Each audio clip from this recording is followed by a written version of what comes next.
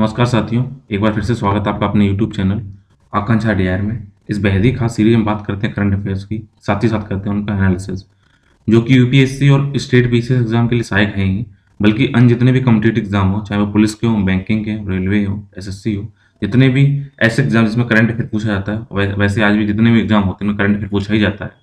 तो कहीं ना कहीं वो सारे एग्जाम के लिए ना सीरीज आपके लिए सहायक है, बल्कि इस सेशन में आप करंट अफेयर को जानने के साथ साथ उनके पीछे के बेसिक कॉन्सेप्ट और उनके पीछे क्या रीजन है, इनको भी डिटेल में जानेंगे। तो इस तरीके के और भी जानकारी को प्राप्त करने के लिए आप जुड़िए हमारे यूट्यूब चैनल आकांक्षा डीआर के साथ। इस चैनल को लाइक करिए, सब्सक्राइब करिए, शेयर कीजिए और हाँ, बेल आइकन जरूर प्रेस कर लीजिएगा, क्योंकि जब भी आप बेल आइकन को प्रेस करेंगे तो मेरे द्वारा अपलोड किए वीडियो का नोटिफिकेशन आप तक पहुंचेगा और आप सबसे पहले मेरे वीडियो को देख पाएंगे। यदि इस चैनल पर पुराने हैं, इसे अपना प्यार देते रहिए, आप अपने स्नेह दिखाते रहिए और इस फ्री एजुकेशन डिजिटल प्लेटफॉर्म की ग्रोथ करने में मदद करिए।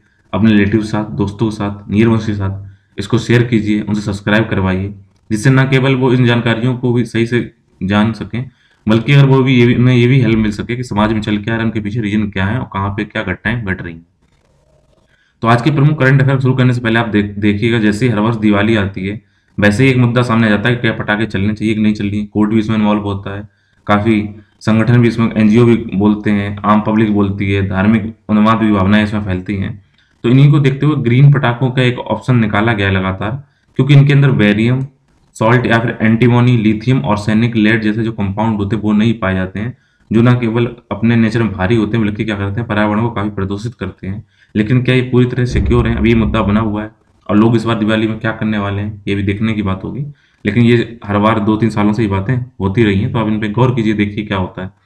बात करते हैं आज के प्रमुख करंट अफेयर के बारे में। तो इस बार टॉपिक ज्यादातर क्या है, आज के टॉपिक पर्यावरण से संबंधित है, क्योंकि आपको पता होना चाहिए कि ग्लासगो में लगातार COP26 की जो वहां पे मीटिंग चल रही है, तो उनमें जलवायु परिवर्तन से लड़ने के प्रयास में वहां पर पीएम हमारे जो नरेंद्र मोदी जी, उन्होंने कुछ घोषणाएं की, उनके बारे में आज देखेंगे। साथ ही साथ जो ग्लासगो में 31 अक्टूबर से लेकर 2 नवंबर तक COP26 की यूनाइटेड नेशन की जलवायु परिवर्तन सम्मेलन हो रहा है, उसकी मेजबानी लंदन कर रहे हैं, इंग्लैंड कर रहा है। साथ ही साथ इस वर्ष जो पार्टियों का 26वां सम्मेलन है वो इनका नाम है, और इसे ग्लासगो स्कॉट्स इसमें इवेंट में आयोजित किया जा रहा है। तो इस बात को ध्यान रखना, COP26 कहाँ किया जा रहा है, स्कॉट्स, यहाँ पर स्कॉट के ग्लासगो में, जो कहाँ है, इंग्लैंड का हिस्सा है। सुप्रीम कोर्ट ने कहा है कि पटाखों पर पूरी तरह से प्रतिबंध लगाना संभव नहीं है। अदालत कलकत्ता उच्च न्यायालय के उस आदेश को रद्द कर रही थी जिसमें 29 अक्टूबर को पटाखों पर पूर्ण प्रतिबंध लगाने का आदेश दिया गया था। सुप्रीम कोर्ट ने बोला इसका कुछ मध्यम रास्ता निकालना पड़ेगा, तो देखेंगे क्या इनके निर्णय रहे हैं। इसके अलावा गंगा उत्सव के पहले दिन राष्ट्रीय स्वच्छ गंगा मिशन ने 1 घंटे में फेसबुक पर साइन नोटों की सबसे अधिक तस्वीरें अपलोड करने पर गिनीज वर्ल्ड रिकॉर्ड बना दिया है। तो देखेंगे आखिर गंगा मिशन है क्या और क्या चीज हो रही है। जल शक्ति मंत्रालय ने गंगा नदी में फंसी डॉल्फिन के सुरक्षित बचाव और रिहाई के लिए गाइडलाइन जारी कर दी है। तो देखेंगे कि गंगा डॉल्फिन है क्या, क्यों जरूरी है, क्योंकि गंगा डॉल्फिन हमारा राजकीय जलीय जीव है, देश का ध्यान रखिएगा। 28 नवंबर 2019 को 4 देशों द्वारा साइन किए गए एक समझौते के रूप में बेसिक देशों का गठन हुआ था। तो आज देखेंगे बेसिक देश हैं क्या। आज के टॉपिक ज्यादा जीएस पेपर 3 से लिंक्ड है, तो आइए शुरू करते हैं आज के टॉपिक को, क्या क्या है इसमें। और सबसे पहले देखेंगे भारत में 2070 तक कौन से शुद्ध शून्य उत्सर्जन हासिल करने के लक्ष्य निर्धारित किए हैं, उनके बारे में। ये टॉपिक पर्यावरण से संरक्षण मुद्दों से हैं। तो पीएम मोदी जी ने कल ही भाषण दिया है और इसके बारे में अपनी बातें यूनाइटेड नेशन क्लाइमेट चेंज में, यहाँ पर इन्होंने जो कॉन्फ्रेंस उसमें इन्होंने कुछ घोषणाएं की हैं। और घोषणाएं देखें तो उन्होंने क्या बोला है, भारत 2070 तक शुद्ध शून्य उत्सर्जन हासिल कर लेगा। तो इस चीज को आप रट लीजिएगा, कहीं ना कहीं क्वेश्चन जरूर आएगा कि किस वर्ष भारत शून्य जीरो एमिशन उस जो नेट एमिशन करेगा, या किस वर्ष भारत शुद्ध शून्य उत्सर्जन हासिल करेगा। तो उसका आंसर होगा 2070। 2030 तक भारत यह सुनिश्चित करेगा कि उसकी 50% ऊर्जा क्या है, अक्षय स्रोतों से प्राप्त हो जाए, रिन्यूएबल एनर्जी से प्राप्त हो। साथ ही साथ 2030 तक अरब अपने जो कार्बन उत्सर्जन है उसमें वो 1 अरब टन की कटौती करेगा। साथ ही साथ ये जीडीपी की प्रति इकाई उत्सर्जन तीव्रता को भी 45% कम करेगा। वर्ष 2030 तक 500 गीगावाट नवीकरणीय ऊर्जा उत्पन्न करने के लिए सिस्टम भी स्थापित किए जाएंगे, जो अपने मौजूदा लक्ष्य में 50 गीगावाट की वृद्धि करेंगे, जो पहले 450 थे। ठीक है, अब कितने हो गए, 500 गीगावाट हो गए। और 2070 तक हम क्या करेंगे, नेट जीरो एमिशन करेंगे। तो इसके लिए भारत को क्या करने की जरूरत है, और भारत ने इसको सुझाव भी दिए हैं कि पूरे विश्व को क्या करना चाहिए, क्योंकि लगातार क्लाइमेट चेंज का बड़ा मुद्दा बना है। तो जलवायु न्याय की भावना को देखते हुए समृद्ध विकसित देशों को विकासशील देशों और सबसे कमजोर लोगों की सहायता करने के लिए जलवायु वित्त के कम से कम लगभग 1 ट्रिलियन अमेरिकी डॉलर का योगदान देना चाहिए, ऐसा भारत का मानना है। साथ ही साथ एक तो जलवायु न्याय, दूसरा समानता। तो समानता के सिद्धांत और समान लेकिन अलग अलग जिम्मेदारियां और संबंधित क्षमताएं, और देशों की बहुत अलग राष्ट्रीय परिस्थितियों को मान्यता का सम्मान देना चाहिए। ऐसा नहीं कि सभी देश एक साथ करके कर पाएंगे, क्योंकि हर देश की कंडीशन अलग अलग है और हर देश की स्थिति अलग अलग है, तो उनके हिसाब से विचार किया जाना चाहिए। साथ ही साथ कुछ पारंपरिक समुदायों में जो प्रचलित जीवन यापन के जो स्थायी तरीके हैं, उनको स्कूली पाठ्यक्रम का हिस्सा बनाया जाए। जल जीवन मिशन, स्वच्छ भारत मिशन और मिशन उज्ज्वला जैसे कार्यक्रमों में अनुकूलन के लिए भारत के प्रयासों से प्राप्त सबक को विश्व स्तर पर लोकप्रिय बनाया जाए। साथ ही साथ जलवायु अनुकूलन पर उतना ही ध्यान देना चाहिए जितना कि सवन पे था, एडाप्टेशन पर उतना ध्यान दें, तो मिटिगेशन पे ध्यान दें। इसके अलावा अगर देखें, भारत ने नेट जीरो जो 2070 के लिए एमिशन टारगेट किया, तो अन्य देशों ने कब किया है। न्यूजीलैंड सरकार की बात की जाए तो उन्होंने 2019 में 2050 तक का लक्ष्य हासिल किया था। यूनाइटेड की संसद की बात की जाए, उन्होंने अपना 100%, इन्होंने बोला था कि सरकार को यूके के ग्रीन हाउस गैसों के उत्सर्जन, शुद्ध उत्सर्जन को 100% कम करने की आवश्यकता थी, ये इन्होंने वहां पे बोला था। अमेरिका ने क्या किया था, अमेरिका ने बोला था कि वो 2030 तक अपने ग्रीन हाउस गैस उत्सर्जनों को 2005 के मुकाबले लगभग 50% कम करेगा। जलवायु परिवर्तन पर असंभावित सहयोग को एक साथ लाने के लिए और वर्ष 2050 तक देश में शुद्ध शून्य कार्बन उत्सर्जन को पहुंच के लक्ष्य को हासिल करने के लिए विश्व स्तर पर युद्ध जीरो 2019 शुरू किया जाना चाहिए। साथ ही साथ यूरोपीय संघ की एक योजना है 55 के लिए फिट, 55 फॉर फिट, ठीक है, ध्यान रखना। और आपसे क्वेश्चन आता है 55 फॉर फिट किससे संबंधित है, जलवायु परिवर्तन से संबंधित योजना है, और किस देश के द्वारा ये की गई है, ये की गई यूरोपीय संघ के द्वारा, ये किसी देश के द्वारा नहीं, संघ के द्वारा की गई है। ये इसके अंदर ध्यान रखना कितने सदस्य हैं, टोटल 27 सदस्य हैं। तो 27 सदस्यों को 2030 तक के लिए 1990 के स्तर से 55% कम उत्सर्जन कटौती करने के लिए कहा गया है। इसके अलावा चीन ने यह भी घोषणा की है कि वह वर्ष 2060 तक क्या करेगा, उसका शुद्ध शून्य उत्सर्जन जीरो हो जाएगा। भारत ने 2070 किया, चाइना ने 2060 किया है, और वो क्या करेगा, या वह अपने उत्सर्जन को 2030 के स्तर से अधिक नहीं होने देगा, इसने टारगेट किया है।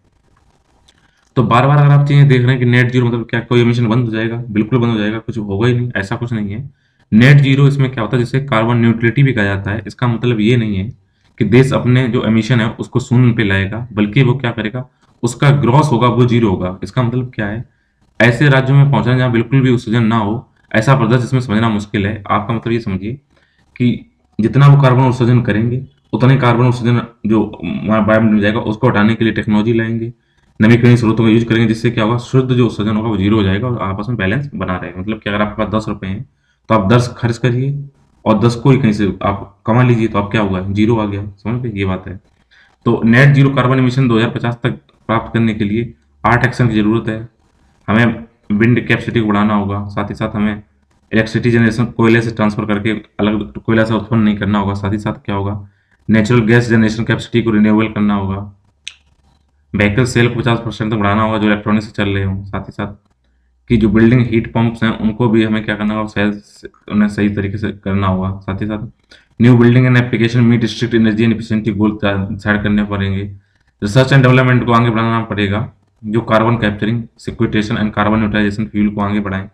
बिल्ड इलेक्ट्रिसिटी, हम जहाँ ट्रांसमिशन क्या करें, इलेक्ट्रिसिटी पोर्ट्स यातायात को हाइड्रोजन गैस को हम पाइपलाइन के थ्रू यूज करें, जिससे क्या एमिशन कम हो। अब हम बात करेंगे कार्बन 26 जलवायु सम्मेलन के बारे में, क्योंकि इसी के अंदर ही घोषणाएं भारत ने की हैं, और न केवल अपने बारे में बताया बल्कि विदेशों को भी, पूरे विश्व को बताया कि वो क्या करे। तो इसी तरह आपको बता दें, COP20 इस बार पहला क्वेश्चन आएगा, कॉन्फ्रेंस ऑफ पार्टी जलवायु परिवर्तन संबंधित है, वो इस बार चौथा सम्मेलन था, तो आंसर होगा 26वां। कहाँ पर हुआ था, लंदन में हुआ था। लंदन में कहाँ, ग्लासगो में आयोजित किया गया था। इस बात को ध्यान रखना, ये पर्यावरण संरक्षण से संबंधित मुद्दे हैं। अगर देखें, इसमें इटली पार्टनरशिप की भूमिका निभा रहा है, इसलिए भारत पहले अभी प्रधानमंत्री रोम गए थे, वहां से यहाँ पे गए हैं। तो देखें इसमें सम्मेलन में है क्या, तो कॉन्फ्रेंस ऑफ पार्टी जिसे कोप कहा जाता है, ये संयुक्त राष्ट्र जलवायु परिवर्तन फ्रेमवर्क कन्वेंशन अर्थात United nation framework convention on climate change के अंतर्गत आता है। तो ध्यान रखना ये किसके अंतर्गत आता है, UNFCCC के अंतर्गत आता है। और UNFCCC का गठन 1994 में किया गया था। इसकी स्थापना वायुमंडल में ग्रीन हाउस गैस हैं उनके कंसंट्रेटर को स्थिर रखना, उसे कम करने के लिए दिशा निर्देश जारी करने के लिए किया गया था।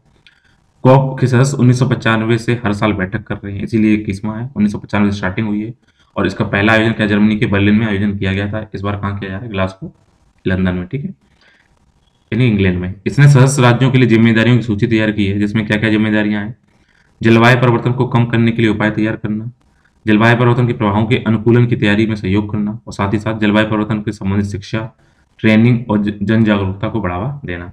अगर हम UNFCCC की बात करें तो उसने COP26 के लिए 4 लक्ष्यों की तरफ काम करने की बात कही है। पहला, कि सदी के मध्य अर्थात 2050 तक वैश्विक नेट जीरो सुरक्षित करें और ये पहुंच 1.5 डिग्री सेल्सियस के अंदर रखें। समुदाय और प्राकृतिक आवासों की रक्षा के लिए अनुकूलन करें। वित्त जुटाएं और पेरिस नियम पुस्तिका को अंतिम रूप दें। वित्त जुटाने के लिए हमारे पहले 2 लक्ष्यों को जो समुदाय में अनुकूलन की बात की गई है या टारगेट किए गए नेट जीरो के लिए, एमिशन के लिए, तो विकसित देशों को 2020 तक प्रति वर्ष जलवायु वित्त के लिए कम से कम $100 बिलियन अमेरिकी डॉलर जुटाने के लिए वादे को पूरा करना चाहिए। साथ ही साथ जो पेरिस नियमन को नेता विस्तृत नियमों की सूची तैयार करने के लिए मिलकर काम करें और पेरिस समझौते को पूरा करने में मदद करें, जिससे क्या हो, टेम्परेचर को पूर्व औद्योगिक स्तर से 1.5 डिग्री सेल्सियस तक रखा जाए। सुप्रीम कोर्ट ने कहा कि पटाखों को पूरी तरह बैन करना मुश्किल होगा, ये अगर सही नहीं है तो ये संबंधित है पर्यावरण संरक्षण और प्रदूषण से संबंधित मुद्दे। अगर बार बार जैसे दिवाली आती है तो पटाखे चलें ना चलें, इस पर कसमोकस होती है, तो होना क्या चाहिए, क्या चीजें हैं। सुप्रीम कोर्ट ने यह कहा है, पटाखों के दुरुपयोग को रोकने के लिए तंत्र को मजबूत करना होगा। पटाखों में जहरीले रसायनों के प्रयोग को रोकने के लिए उपाय किए जाने चाहिए। यदि किसी राज्य में प्रतिबंधित किस्म के पटाखों का उपयोग किया जाता है तो मुख्य सचिव, शीर्ष प्रशासनिक अधिकारी और पुलिस अधिकारी व्यक्तिगत रूप से जिम्मेदार होंगे। ऐसा उन्होंने सुप्रीम कोर्ट ने 29 अक्टूबर को कहा है कि वो चीजें ना बिक पाए, ना हो पाए, कि पटाखे पूरी तरह रोक नहीं सकते हैं, लेकिन क्या है, उनके हानिकारक प्रभाव को तो नियंत्रित किया जा सकता है। अगर अर्जुन गोपाल केस के मामले में देखें सुप्रीम कोर्ट ने क्या फैसला दिया था, तो 23 अक्टूबर 2018 को फैसले में दिल्ली NCR में पटाखों की बिक्री और उसके उत्पादन पर प्रतिबंध लगा दिया गया था और पूरे देश में पटाखों के उपयोग को कंट्रोल करने की कोशिश की गई थी। बेरियम आधारित जो पटाखे थे उन्हें विशेष रूप से प्रतिबंध लगाया गया था। पटाखों की ऑनलाइन बिक्री पर पूरी तरह रोक लगाई गई थी। साथ ही साथ यह फैसला भी किया गया था कि पर्यावरण प्रदूषण पर अंकुश लगाने के लिए देश भर में पटाखों के निर्माण, उनकी बिक्री पर प्रतिबंध लगाने वाली मांगों वाली याचिकाओं के जवाब में एक साथ ही कंक्लूजन आए थे, तो ये बात ध्यान रखें। तो सुप्रीम कोर्ट की हालिया टिप्पणियां क्या हैं? सुप्रीम कोर्ट ने बोला है कि पटाखों पर प्रतिबंध लगाने पर विचार करते हुए उनका ये राय है कि कुछ लोगों की रोजगार की आड़ में अन्य नागरिकों के जीवन के अधिकार का उल्लंघन नहीं कर सकते हैं। कुछ लोग बोलते हैं पटाखे बेचने चाहिए क्योंकि हमें रोजगार मिलता है, तो क्या रोजगार और जीवन बराबर है, या रोजगार ज्यादा बड़ा है या जीवन ज्यादा बड़ा है? इसलिए रोजगार, बेरोजगारी और जीवन के अधिकार के बीच संतुलन बनाना होगा, हमें ये दोनों काम करने होंगे। बात करें पटाखे काम कैसे करते हैं, तो पटाखों में क्या होता है, एक जलन सोइल या दहन प्रोसेस होता है जिसके अंतर्गत क्या होता है, ईंधन और ऑक्सीजन उपयोग किए जाते हैं, जिससे क्या होता है, एक विस्फोट बंद होता है जिसमें अत्यधिक गर्मी निकलती है। साथ ही साथ कुछ जो उसमें केमिकल लगे होते हैं उससे क्या होता है, कुछ हानिकारक गैसें निकलती हैं जो पर्यावरण को प्रदूषित करती हैं। इन विस्फोटक मिश्रण में धातु के लवण उत्तेजित हो जाते हैं और प्रकाश का उत्सर्जन करते हैं और हमें लाइट दिखाई पड़ती है, लेकिन लाइट के साथ साथ वो काफी धुआं करते हैं, प्रदूषण करते हैं। इन्हीं के सब्स्टिट्यूट के देखते हुए वहां पे ग्रीन पटाखों की बात की गई है। उनसे बोला गया जब जलते हैं केवल पानी निकालते हैं, आवाज तो नहीं करेंगे, पर्यावरण प्रदूषण 50% तक कम कर देंगे। तो इन सब चीजों के देखते हुए ग्रीन पटाखों की बात कही जा रही है। तो अगर समय की बात देखें, समय की मांग है क्या, तो पटाखों पर प्रतिबंध लगाने का निर्णय लेते समय पटाखा निर्माता की आजीविका के मौलिक अधिकार और साथ ही साथ देश के लगभग 130 करोड़ लोगों के स्वास्थ्य के अधिकारों को ध्यान में रखना होगा। और कहीं ना कहीं हमें क्या करना होगा, इनके बीच में संतुलन स्थापित करना होगा कि लोगों का रोजगार भी ना छिने, साथ ही साथ पर्यावरण प्रदूषण भी ना हो, लोगों का स्वास्थ्य भी अच्छा बना रहे। उसके बीच में हमें कोई मध्यम मार्ग निकालना होगा। हम बुद्ध की धरती से आते हैं, जरूर मध्यम मार्ग निकालेंगे। ठीक है। गंगा मिशन का गिनीज रिकॉर्ड में नाम हासिल हो गया है क्योंकि 1 घंटे में उन्होंने फेसबुक पर साइन नोटों की काफी बाढ़ आ गई और इतनी जनसंख्या हो गई, आज तक कभी नहीं हुई, और गिनीज बुक में नाम आ गया। ये पर्यावरण के संरक्षण और प्रदूषण से संबंधित मुद्दे हैं। तो गिनीज बुक में नाम आने से देखते हैं है क्या। गंगा कायाकल्प यानी गंगा का पूरा रूप सुधारना है, उस पर जागरूकता बढ़ाने के लिए और उसके पहुंच का विस्तार करने के लिए एक कार्यक्रम आयोजित किया गया था। लोगों ने नमामि गंगे फेसबुक पेज पर माँ गंगा पर कविताएं लिखी या पोस्ट लिखे हैं। अगर तो इसलिए इतना संख्या बढ़ गई तो उनको गिनीज बुक में रिकॉर्ड कर दिया गया है। अगर हम बात करें गंगा नदी के संरक्षण पर, स्वच्छ गंगा नीति दस्तावेज के लिए राष्ट्रीय मिशन है क्या, तो गंगा नदी के किनारे जितने बसे शहर हैं उनको अपना मास्टर प्लान तैयार करते समय नदी के संरक्षण योजनाओं को शामिल करना होगा। अगर अपने शहर में कुछ करना चाहते हैं, कुछ इंक्रीमेंट करना चाहते हैं, तो उन्हें कहीं ना कहीं किसका ध्यान देना होगा कि उनका संरक्षण बना रहे गंगा नदी का। साथ ही साथ ये नदी संवेदनशील योजनाएं व्यवहारिक होनी चाहिए और अतिक्रमण और भूमि स्वामित्व के सवालों का विचार करना चाहिए। ऐसे अतिक्रमणकारी संस्थाओं के लिए एक पुनर्वास योजना की आवश्यकता होगी, जो क्या करेंगे, आजीविका भी वहां मिले और क्या करें, यहाँ पे अतिक्रमण भी गंगा किनारे ना हो सके। साथ ही साथ जो मास्टर प्लान शहर बनाएंगे उसमें विशिष्ट तकनीकी को अनिवार्य नहीं किया जाना चाहिए। ऐसा नहीं कि आप सिर्फ टेक्नोलॉजी यूज करिए, बल्कि आप नॉर्मल बनाइए, लेकिन ये नदी प्रबंधन के लिए अत्याधुनिक तकनीकों के उपयोग को सुविधाजनक बनाने के लिए एक वातावरण बन सके, ऐसा इनकी कामना है। अगर इसके यूज देखें गंगा नदी का क्यों, इस मिशन का क्या लाभ क्या होगा, तो अगर ये सिफारिशें हो गई तो वर्तमान में उन शहरों के लिए जो गंगा नदी के किनारे बसे हुए हैं या वहाँ पे तने मतलब वहाँ पे खड़े हुए हैं, उनमें से 97 शहर जो 5 राज्यों में शामिल हैं, उत्तराखंड, उत्तर प्रदेश, बिहार, झारखंड, पश्चिम बंगाल, उनको कहीं न कहीं लाभ मिलेगा। अगर गंगा नदी से जुड़े हम कुछ दिलचस्प रोचक तथ्य देखें, तो जितना पानी डिस्चार्ज करती है उसके हिसाब से गंगा दुनिया की तीसरी सबसे बड़ी नदी है। साथ ही साथ गंगा नदी का मुहाना दुनिया का सबसे बड़ा डेल्टा बनाता है, जिसे सुंदरवन के रूप में जाना जाता है। और 1997 को सुंदरवन को विश्व धरोहर स्थल घोषित किया गया था, और ये सुंदरवन उसका नाम वहां पर पाई जाने वाली सुंदरी वृक्ष के कारण बना हुआ है। बात करें गंगा नदी डॉल्फिन के लिए बचाव कार्य क्या किए गए हैं, तो जल शक्ति मंत्रालय ने एक गाइडलाइन जारी की है। ये दस्तावेज उत्तर प्रदेश सरकार के टर्टल सर्वाइवल अलायंस और पर्यावरण, वन और जलवायु परिवर्तन मंत्रालय द्वारा तैयार किए गए हैं। अगर देखा जाए तो manually international union for conservation of nature की सीटाशीन स्पेशलिस्ट ग्रुप के द्वारा ये समर्थित है। अगर गंगा डॉल्फिन के बारे में बात की जाए तो कुछ इस तरीके से दिखती है कि इसकी आंख दिखती जरूर है, लेकिन इसकी आंख होती नहीं है। गंगा नदी डॉल्फिन भारत का राष्ट्रीय जलीय जंतु है, मैंने आपको बता दिया है।